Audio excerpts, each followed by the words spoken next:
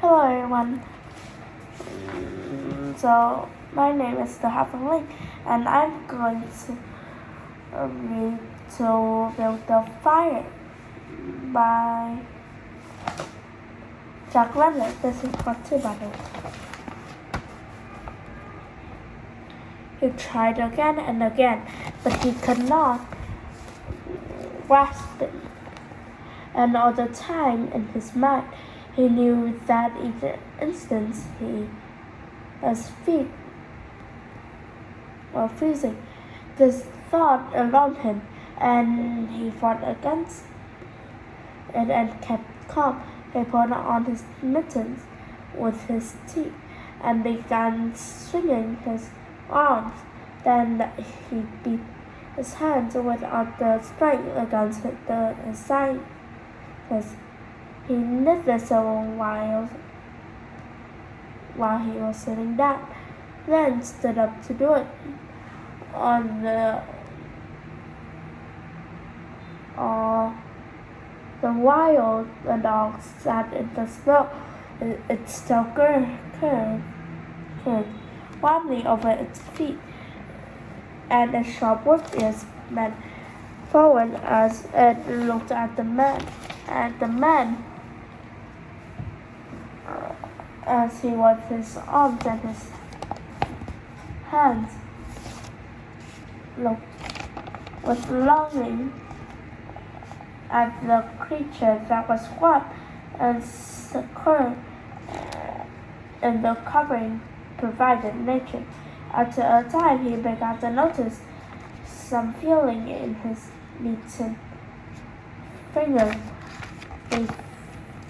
The feeling grew stronger until it became very painful, but the man welcomed the pain. He pulled the mitten from his right hand and grasped the drip bark from his pocket. The bare fingers were quickly numb again. Next, he brought out his pack of matches, but the awful cold has already driven the life out of his fingers. In his effort to separate one match from the others, the pack fell down the snow. He tried to pick it up of the snow, but failed. The dead fingers could neither touch nor hold. Now he was very careful. He drove the thought of his freezing feet and nose and face from his mind. He devoted his whole soul to picking up the matches. He followed the movement of his fingers with his eye, in his sense of sight instead of that of touch. When he saw his fingers on each side of the pack, he closed them. That is, he willed to close them, else the fingers did not obey. He put the mitten on the right hand again and beat it fiercely against his knee. Then, with both mittened hands, he lifted the pack of matches, along with much snow, to the front of his jacket, but he gained nothing. After some struggling, he managed to get the pack between his mittened hands. In this manner, he carried it to his mouth. The ice broke as he opened his mouth. With a fierce effort, he used his upper teeth to rub across the pack in order to separate a single match. He succeeded in getting one, which he dropped on his jacket. His condition was no better. He could not pick up the match.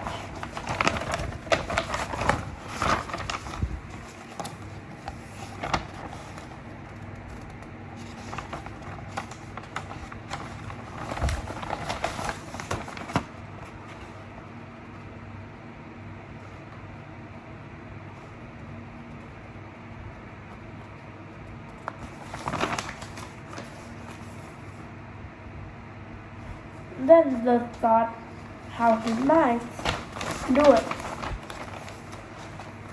He picked up the match in his teeth and threw it across his leg. 20 times he did this before succeeded in lighting it.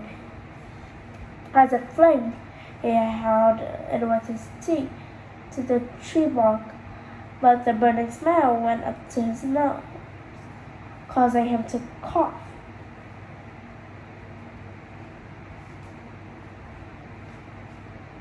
The match fell into the snow and the flame died. The old man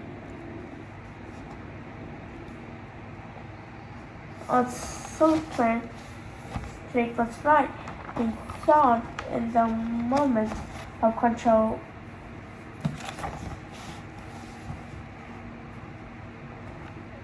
despair that followed. After 50 below zero, a man should travel with his companion.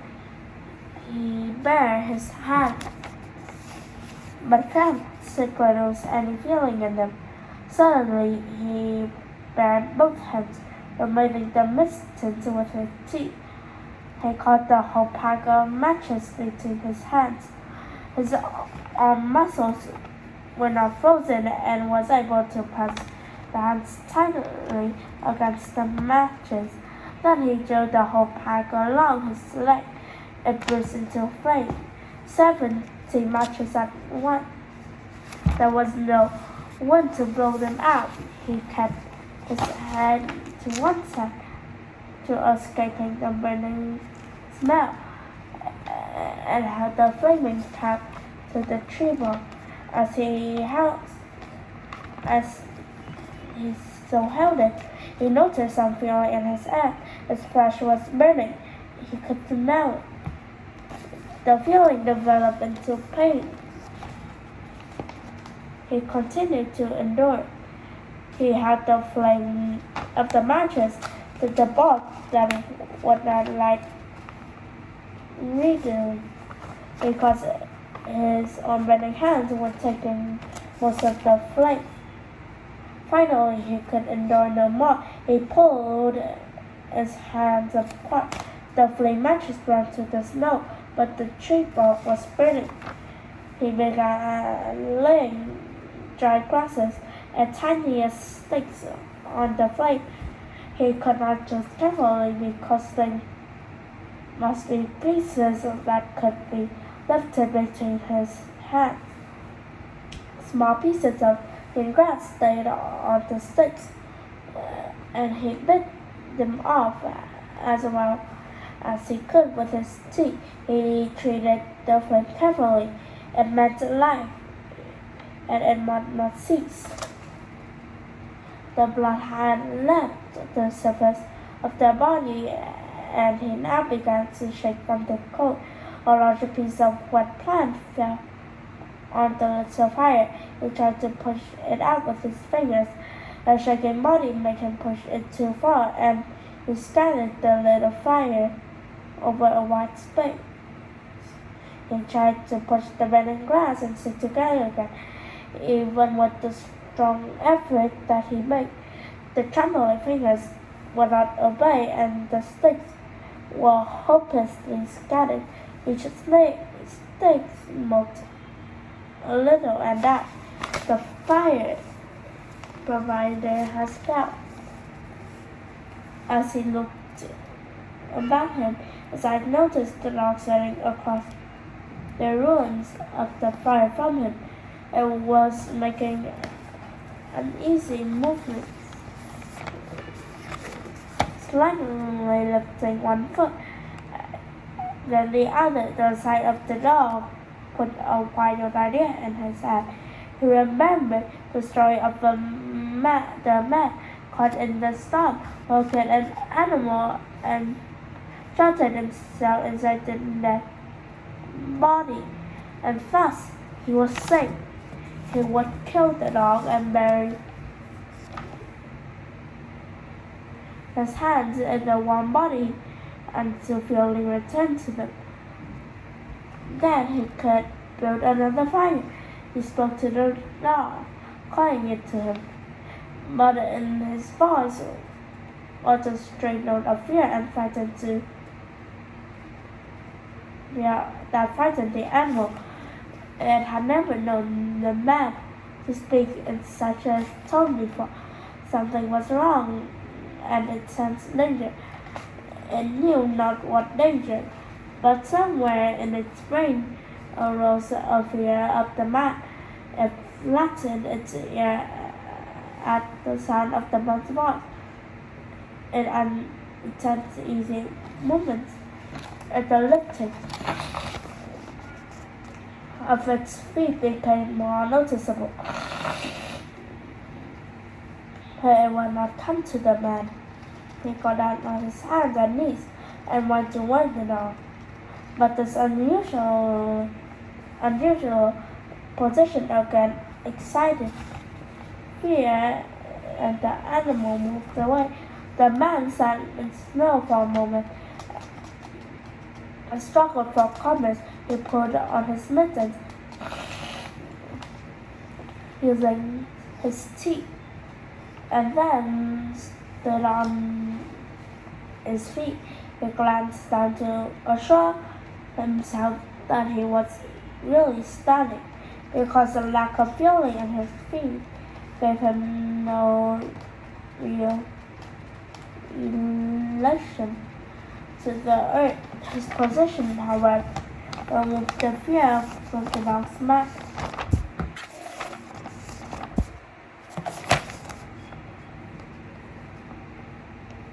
When he commanded the dog with its usual force, the dog obeyed and came to him. As it came within his reach, the man lost control. His arm stretched out to hold the dog and experimented a real surprise when he discovered that his hands could not grasp. There was neither bend nor feeling in the fingers. He had forgotten the moment that they were frozen and that they were freezing more and more. All this happened quickly, and before the animal could escape, he encircled its body with his arms. He sat down in the snow, and in this fashion held the dog.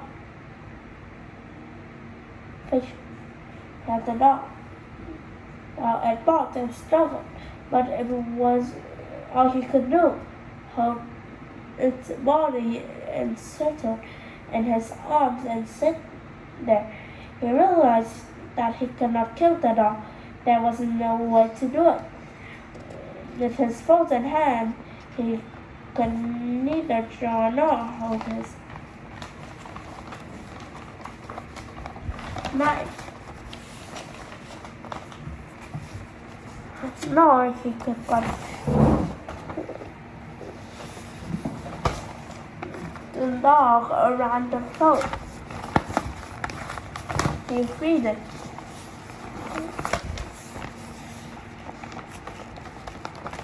And it dashed wildly away, still barking. It stopped 40 feet away and observed him curiously, with ears sharply bent forward. The man looked down his hands to locate them and found them hanging on the ends of his arms. He thought it curious that it was necessary to use his eyes to discover where his hands were. He began waving his arms, meeting the mittened hands against his side. He did this for 5 minutes. His heart produced enough blood for him to stop his shaking, but no feeling was created in his hands. A certain fear of death came upon him. He realized that it was no longer a mere problem of freezing, his fingers and toes, or of losing his hands and feet. Now it was a problem of life and death with the circumstances against him. The fear made him lose control of himself, and he turned and ran along the creek bed on an old trail. The dog joined him and followed closely behind. The man ran blindly in fear, such as he had never known in his life. Slowly he struggled through the snow. He began to see things again: the banks of the creek, the bare trees, and the sky. The running made him feel better. He did not shake anymore. Maybe if he continued to run, his feet would stop freezing. Maybe if he ran far enough, he would find the camp and the boys. Without doubt, he would lose some fingers and toes and some of his face, but the boys would take care of him and take the rest of him when he got there. And at the same time, there was another thought in the mind that said he would never get to the camp and the boys. It told him that it was too many miles away, that the freezing had too great a start, and that he would soon be there. He pushed this thought to the back of his mind and refused to consider it. Sometimes it came forward and demanded to be heard, but he pushed it away and tried to think of other things. It seemed strange to him that he could run on feet so frozen that he could not feel them when they struck the earth and took the weight of his body. He seemed to be flying along about the surface and to have no connection with the earth. His idea of running until he arrived at end, the boys presented one problem. He lacked endurance. Several times he caught himself as falling, and finally he dropped to the ground, unable to stop his fall. When he tried to rise, he felt he must sit and rest. He decided next time he would merely walk and keep going. As he sat and regained his breath, he noted that he was feeling more comfortable.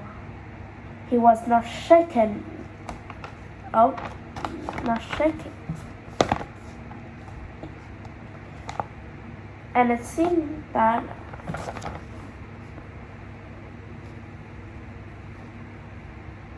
a warm glow has come to his body, and yet he touched his nose or face. There was no feeling. Running would not bring life to them, nor would it help his hands or feet. Then the thought came to him that the frozen portions of his body must be increasing. He tried to keep this thought out of his mind and to forget it. He knew that such thoughts caused a feeling of fright in him, and he was afraid of such feelings. But the thought returned and continued until he could picture his body totally frozen. This was too much, and again he ran wildly along the trail. Once he slowed to a walk, but the thought that the freezing of his body was increasing made him run again. All the time the dog ran with him at his heels. When he fell a second time, the dog curled its tail over his feet and sat in front of him, facing him curiously eager. The warmth and security of the animal angered him. He cursed it until it flattened its ears. This time the shaking of the cold began more quickly. He was losing his battle with the frog. It was moving into his body from all sides. This thought drove him forward, but he ran no more than 100 feet when he fell head first. It was the last moment of fear. When he had recovered his breath and his control, he sat and thought about meeting death with dignity. However, the idea did not come to him in exactly this manner. His idea was that he had been acting like a fool and had been running around like a chicken with its head cut off. He was certainly to freeze in his present circumstances, and he should accept it calmly. With this newfound peace of mind came the first sleepiness.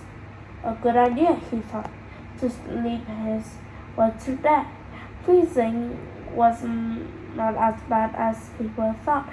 There were many ways to die. They pictured the boys finding him body the next day. Suddenly, he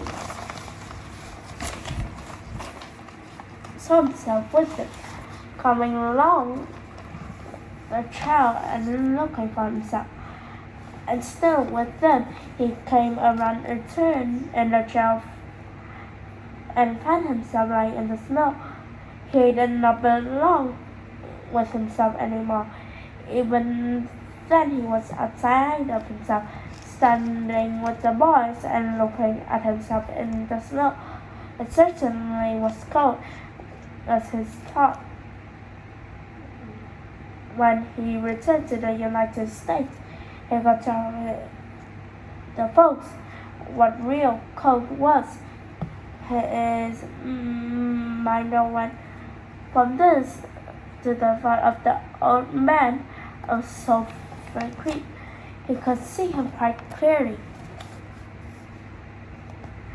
warm and comfortable, and smoking a vape. "You were right, old fellow, you were right," he murmured to the old man from Sulphur Creek. Then the man dropped into what seemed to be the most comfortable and satisfying sleep he had never known. The dog sat facing him and waiting. The brief day ended in the long evening. There were no signs of a fire to be made. Never in the dog's appearances had it known a man to sit like that in the snow and make no fire. As the evening grew darker, its eager longing for the fire mastered it. With much lifting of its feet, it cried softly. Then it flattened its ears, expecting the man's curse. But the man remained silent. Later, the dog howled loudly. And still later, it moved close to the man and caught the smell of death. This made the animal back away. A little longer, it delayed howling under the stars that leaped and danced and shone brightly in the cold sky. Then it turned and ran along the trail toward the camp it knew, where there were the other food providers and fire providers.